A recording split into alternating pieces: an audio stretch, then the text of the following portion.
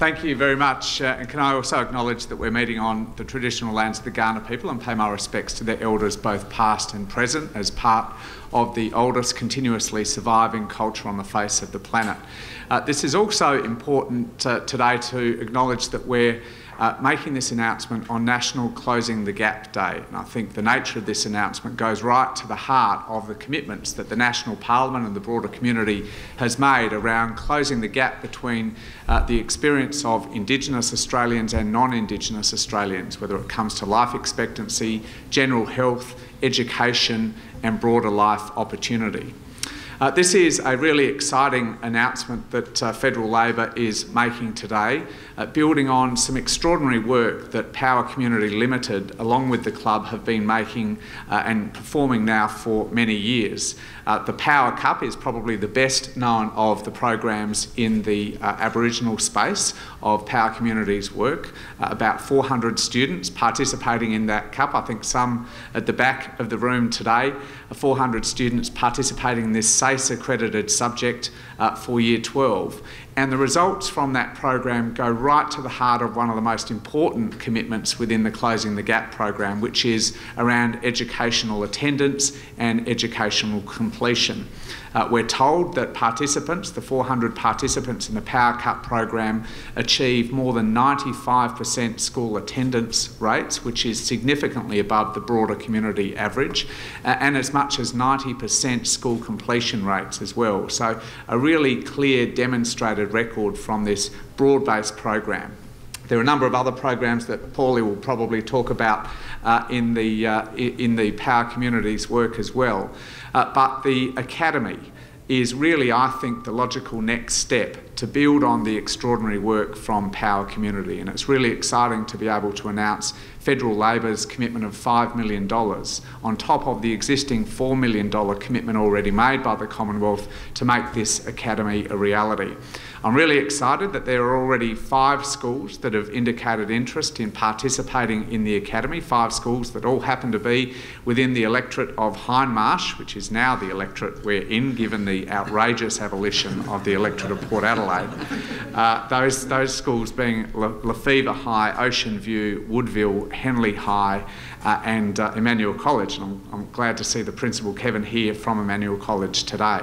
So we're very excited about this announcement. It reflects, I think, a really clear, outstanding demonstrated track record by Power Community, and also, I must say, the persistent and clear advocacy by Paulie over a number of years, coming to my office and I'm sure many other offices besides, to try to make this program and this vision a reality. So thank you very much for being here today. Thank you to the club and to Power Community Limited, its board and its staff, for the persistent advocacy in continuing to push the envelope and not just be satisfied with the clear track record you've already demonstrated, but wanting to build on that and make the ambitions, the commitments of Closing the Gap a reality for Australia. So thank you very much, and I think you're going to introduce Pat, aren't you? Oh, I can introduce Pat. Yes. No problems at all. Thanks, Mark. Thank you for that wonderful announcement. And absolutely fantastic. And without any further ado, it's my pleasure to invite Senator Patrick Dodson to say some words as well. Thank you. Look, thank you very much. I'm probably the ring-in here. I'm from West Australia, so and I do follow a different club, but that doesn't mean I don't admire your club. It's a great club, the Port Adelaide Football Club, and the Academy obviously is doing some wonderful work. But I want to acknowledge that we're on the traditional lands of the Kaurna people, and I want to acknowledge Kevin Wanganeen for his work in many of these fields as well. The bridging the gap is a huge challenge. I live in Broome and I live in the Kimberley, and I travel to Pilbara and down in the Gunnerjarra lands, the Pitjantjatjara lands, the remote parts of Australia. We just don't have many of the resources, and many of the football clubs are doing some wonderful things in these remote parts of the country. And obviously what you're doing here is fantastic. It's fantastic. And these young women that are here this morning tell me they had their first victory today. So that's a testimony to the underpinning support for youth, for young people, not only through sport but through schooling, through skills in culture, in life skills, and becoming a complete person with support, wraparound supports in a meaningful way. And I'm glad that the contribution that we're promising today is something that will go towards that. There's many places around Australia that are in need, but this is a worthy cause here. It's absolutely earned because of the efforts you put in over a long period of time, and the continuing contribution that you're making, not only to the sports but to the First Nations communities across South Australia, but also into the Northern Territory.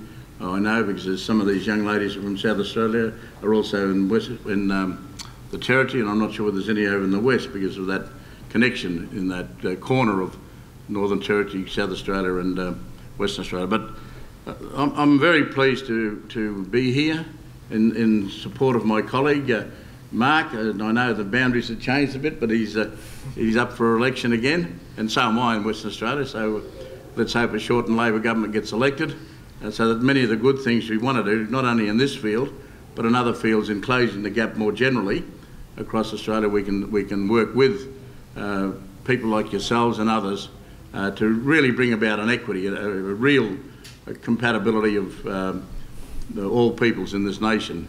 And in the football world, it's critical that we see more and more people like Gavin on boards. We see more and more people in the commentating world. I was disappointed this morning, and I've got just a bit of an aside.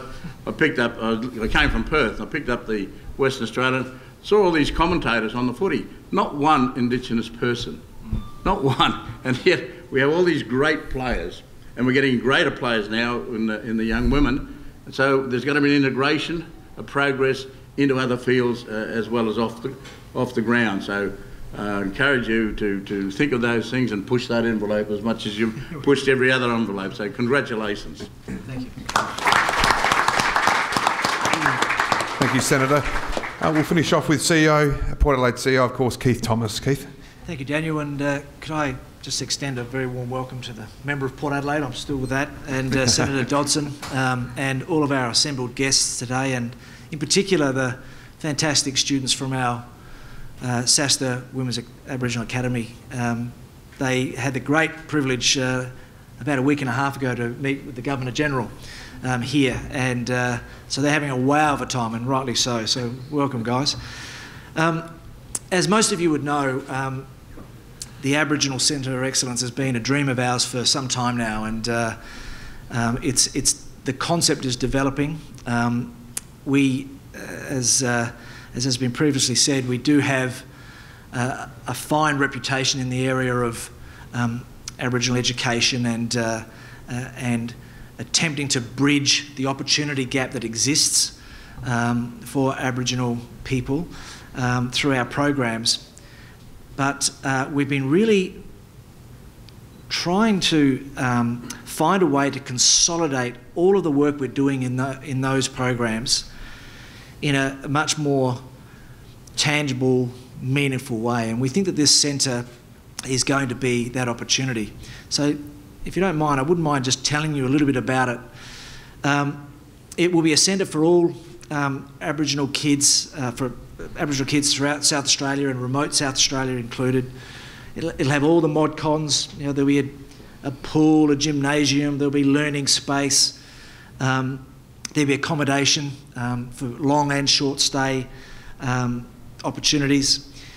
But I think it's the purpose of the centre that's going to really make it stand out. All of our existing programs will roll within it, but we're going to try and build a very aspirational and inspiring educational and cultural experience within the centre. We believe that getting kids through school is one of our most important responsibilities, and I think that our programs are all designed to achieve that, and we're seeing some success. But what we've become acutely aware of is that it doesn't end there. Actually helping them to transition from school, year 12, year 11, into a trade, into a university, into a job, is where really meaningful opportunities exist. And so we've been concentrating our attention on that, and we believe the centre that we've got planned will provide a fantastic opportunity for our programs and our partners to interact with each other. These are partners that are assembled here today, and we've got people from the defence industry and Santos and universities and schools. All have a vested interest in helping us help kids transition from school into work ultimately. And we want to create a space that enables that interaction to happen on a daily basis. And there will be some kids who will be coming from remote, from the APY lands and staying. There will be others that will be coming in for short stays. There will be non-Aboriginal kids who will be coming in and just soaking in the cultural experience that exists. We will be bringing in our corporate partners for cultural awareness training, so that when our kids are ready to be employed, they are walking into environments that actually welcome them and give them a great opportunity for success. We think all of that is possible within the Centre of Excellence, and we can't wait to get into it. We are very, very grateful for this pledge of support. We believe that it will enable us to get the project started, which we've been waiting for a couple of years. I'd like to acknowledge the role that Paulie Vandenberg and his team have played in driving. This is his vision. This will be his legacy, along with the rest of the team, and we think that it will just build on the work that we've been doing for the last 13 years in a very, very meaningful way. So, again, thank you very much for this great pledge of support. Thank you. Thanks, Keith. Media in the room, if you'd like to ask any questions of any of our four panellists, including Paul Vandenberg, feel free to do so now, guys. The tricky ones go to Paul. That's right. Yes. Well, Paul, first of all, how long has this been in the drain? 13th of September 2011. That's the exact date. I've got it marked in my calendar. It's been a very long journey, but just really excited about today. Obviously, I feel really fortunate to be in a position I am at Port Adelaide Football Club, and having the support of Koshi and the board, and particularly the man sitting next to me. He's my mentor and he inspires me, but I'm certainly thrilled to be sitting next to Mr. Dodson and Mr. Butler here today as well, just to see that, as we celebrate not only the Close the Gap Day today, but Harmony Day. And I think this centre has a lot of opportunities to talk about what a new Australia could really look like when you bring both cultures together. So I'm really excited. It's like I said, it's been a dream. I could see that there's gaps in our programs that we need to fill, and I think this centre will absolutely play that role perfectly. Keith, I suppose it's widely acknowledged that the work you do in the Aboriginal communities, league leaders and industry leaders in the AFL, how proud are you that you're able to continue that and almost sort of widen the gap on the other clubs? Yeah, and I think so. We had a lovely moment earlier this year where the Aboriginal All-Stars from the AFL came to Adelaide, and that was a recognition of the work that Paulie and the club and PCL does in this space, and we are very proud of that. And I think that the AFL has a good track record in raising awareness around the issues that exist in our community, but I think that the role that we can play is much more practical. We are very, very committed to outcomes, and our programs have evolved, as I said, towards ensuring that not only the kids succeed at school, that they go on into meaningful work, and that's not just a dream. Last year I think that we placed nearly 80 of our program attendees into some form of education or work as part of our commitment. So it's already occurring. The other thing that we're going to be focused on is I was talking to Andy Keogh of Saab, who is a partner of ours, and he says one of our responsibilities is to light the fire of imagination in kids and towards the areas of science and technology and these sorts of things, and move away from the boring old stereotypes that exist, because they will be the jobs of the future. And we need our kids exposed to that really early on in their school journey, so that they can start to prepare for the courses that they need to be doing as they get on a little bit. And so we think that the centre will be just devoted to those sort of experiences and that sort of interaction with the people who are going to be generating those jobs. And I think that's a really important part of this whole purpose. And you know, I think that it's going to be something that's quite unique probably in Australia, and we hope so. And you know, we have great faith that we'll be able to deliver it. Keith, are you in a position today to be able to run us through the total cost and the financial breakdown of who's funding what? So what we had, we had an original commitment made by the Liberal Party 2 or 3 years ago now of $4 million, and we have the $5 million pledge of support today. So that gets us up to 9. We will, you know, we think that this is a project that actually, you know, if we wanted it, we could cost $20 million. But we've got a staged approach. We're really confident now that we can get it started, and we will be able to bring the sort of things that I'm talking about to the first stage of the project. We think that it will grow, but you know, we're in pretty good shape. Do you have any time frames on when you're thinking of opening it up? Look, I'm not an expert in this, but you know, 2020 is a very important year for us as a club. It's our 150th year. I'd love to have something physically happening in 2020. There's still a lot of planning to go. There's still a lot of stakeholders to engage with. This is not when you're talking about bringing young people, often a long way from home, into a facility like this.